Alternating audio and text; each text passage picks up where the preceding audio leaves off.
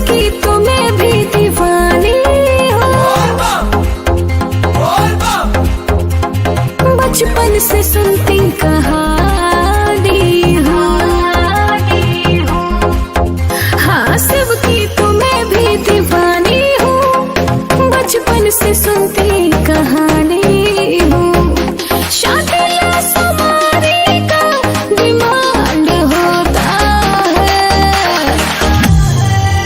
बस समझ जरे पगली, महाकाल का दीवाना बरांड होता है।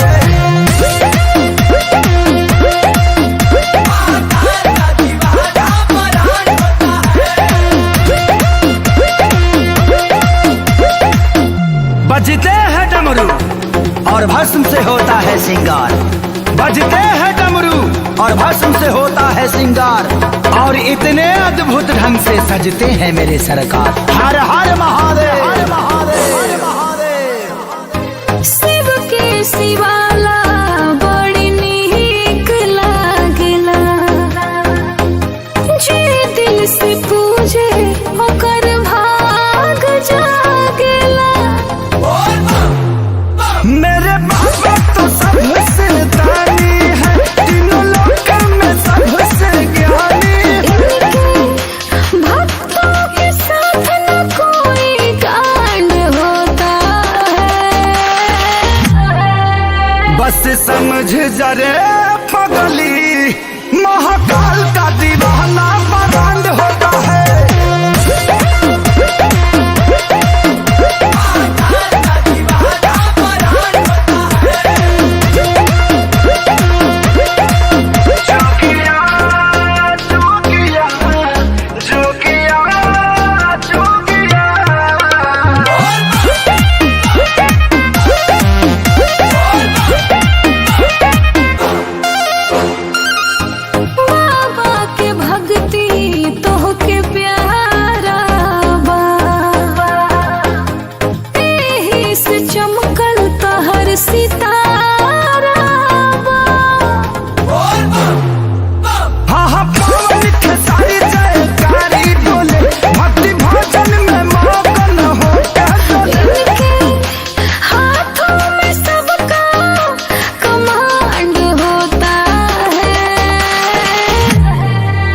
बस समझ जरे पगली, महाकाल का